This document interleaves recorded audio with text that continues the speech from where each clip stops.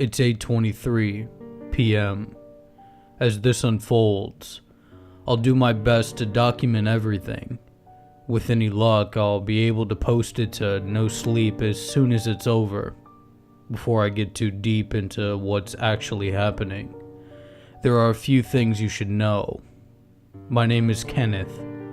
I'm in my 30s.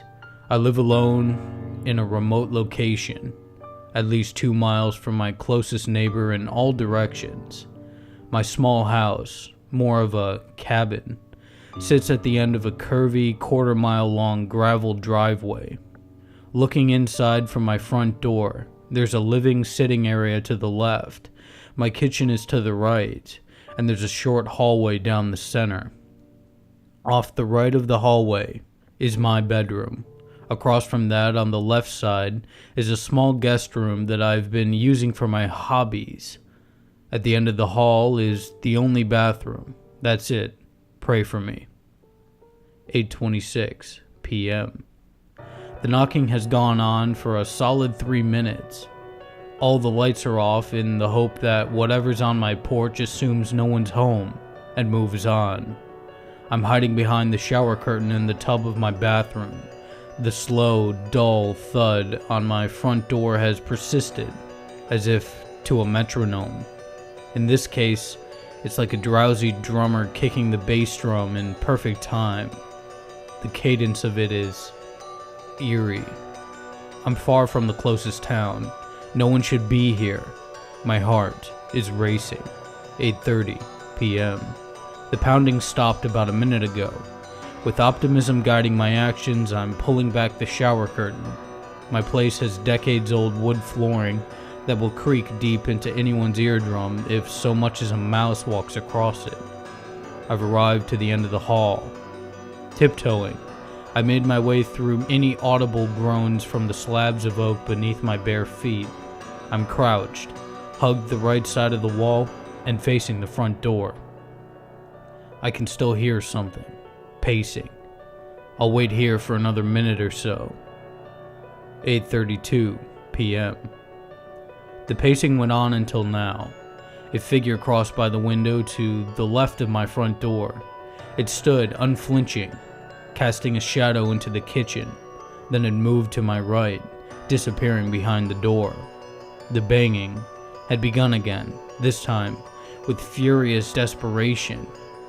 It startled me, causing my balance to shift away from the balls of my feet. I fell backward and landed against the aged wood with a thunderous, echoing slam. The beating on the door stopped. Nothing. I've clambered back to my feet. Silence. Whoever or whatever is out there now knows I'm inside. My dread feels as though I've given away to shock. I'm paralyzed with anxiety. Then I hear it. The sound of a gentle whisper, swelling into a panicked sob. This has to be someone seeking help. God, I hope it is. I'm starting for the door. 8:36 p.m. Fearful of what could happen if I did open the door, I hesitated and then retreated back to the tub. I'm again peeking out at the front door from behind the black and tan striped curtain hanging in front of me. The sobbing, now combined with the loudest wallops yet, is giving me full body shivers. 8:38 p.m. It's all stopped again. No sound, no pacing, no weeping, no banging. I'm still in the tub, crouched again, concentrating on any sounds. Nothing. It's been quiet for a couple minutes. I hope it's over. But as I stood, the hairs on the back of my neck rose to attention, and my forearms became blanketed in goosebumps. I hear footsteps outside. I'm freezing to my core. My heart is pulsing out of my chest, and my breathing is picking up. How could they get in here without me noticing? I glanced out again. I can see the silhouette of a dark figure stumbling around towards the sitting area. If I stay here, I'm a sitting duck for whoever or whatever might be in store for me. I have no weapons other than a drawer full of kitchen knives. Making a dash for that drawer might be the only chance I have. 8:41 p.m. I'm going for it. After this, if I'm able to continue documenting, it'll be for events that have already occurred. I made it to the knife before anything could have known I was there. Once I had a firm grip on the blade's hickory handle, I spun around to face them. It was her, a young, lone female. She's battered, muddy, and had a trickle of dried blood streaking down her cheek from a cut above her right temple. She'd broke her nose and was missing a shoe. She started towards me, staggering from 15 feet away. I called out, "Stop where you are!" She did so, wavering in place, dizzied. "What happened to you?" I asked, through snivels and stammers. She responded, I was in an accident." Keeping her distance, she went on to detail the crash. She swerved to miss a deer, sending her car careening into the ravine across the road from my property. She made the climb up and out of the ravine, where she happened to see a reflection of the full moon off my taillights, through the woods and all the way from the road, somehow. Impressive, I suppose. She made the trek, bloodied and disoriented, to my door. "Please, help me, sir. Please. I think I hit my head." The word seeped out from between her lips. It was clear she did not comprehend the severity of her situation. I turned on the kitchen light. A single golden bulb flickered on and shone down. She started shuffling towards me. She wouldn't endure much longer before losing consciousness.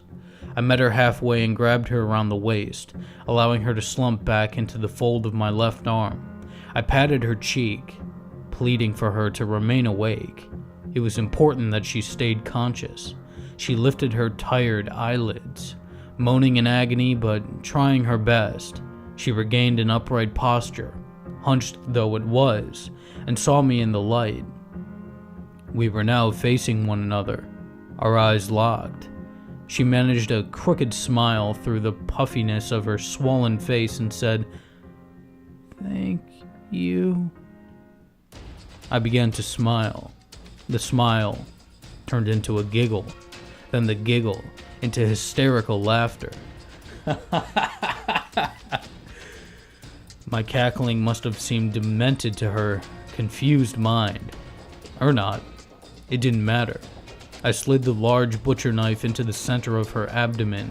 I cannot stress this enough. She had to be awake. This was the exact second my unease dissipated and turned into joy. Blissful solace washed over me in steady, warm waves. It seemed to go on forever. Her eyes widened, bulging from their sockets, and she gasped. The gasp, as it always does, quickly became a shriek. With my left hand still resting on the small of her back, I pushed hard to the right, beneath her ribcage. This forced the 9-inch blade to exit through her side, leaving a large laceration from front to back and through. I won't lie, I had to do some light sawing. She stumbled towards the door, grabbing at the gash, unaware of the pinkish gray innards oozing out from it.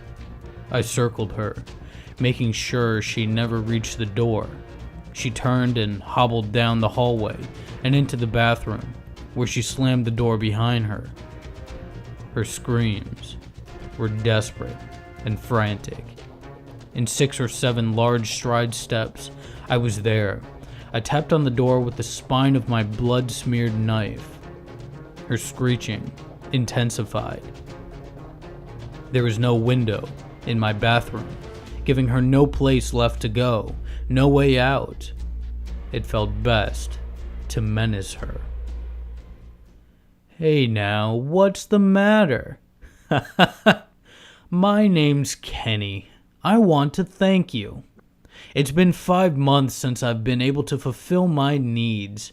You see, if you pay for a decent enough defense attorney, you're buying off the legal system. I'm accused of killing 4 girls, each about your age. Wouldn't you know it, all the evidence is circumstantial. Do you know why? Because I'm a spectacular fucking killer. Efficient, careful, thorough. They'll never find anything to connect me to those murders, or my 7 others. They can't indict. My lawyer was able to convince the judge to hold me on house arrest, only while the investigation is ongoing, mind you. I can't leave the confines of this property. Beyond the porch, this bracelet around my ankle will start to beep. The LEDs will flash, the beeps will speed up, and I'll only have seconds to get back within the perimeter. But you came to me. Believe it or not, I wished you would go away. That all changed when you got inside. From the second I knew you were in my living room, my adrenaline, along with my bloodlust, soared. Slipping this knife into you was so beautiful. You get to sleep now and never wake up again. Doesn't that sound peaceful? Doesn't that sound wonderful? Of course, I didn't expect a response. By now, the revelation that she can see the contents of her stomach has sent her spiraling into madness. She knows she's going to die. Her already labored breathing had grown into long, shallow breaths. I could hear the blood rising in her throat. The gurgling sound was gratifying. It always is. I'm upset that I couldn't see the final seconds, or of the death throes that followed. I've seen it enough to know, and in that moment, feel the satisfaction it brings. After a few more minutes, she stopped gasping for air, made one final growl for life, and it was over. I took my time removing the doorknob. No rush now. Once inside, I saw her, splayed in the tub. She was so sweet to think of my long night of sanitizing ahead and assist with cleanup. Thanks for falling backwards into my bathtub.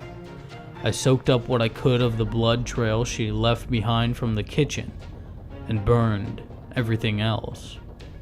She's resting on the table in my hobby room.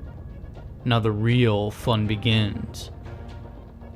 Thank God someone came in my house.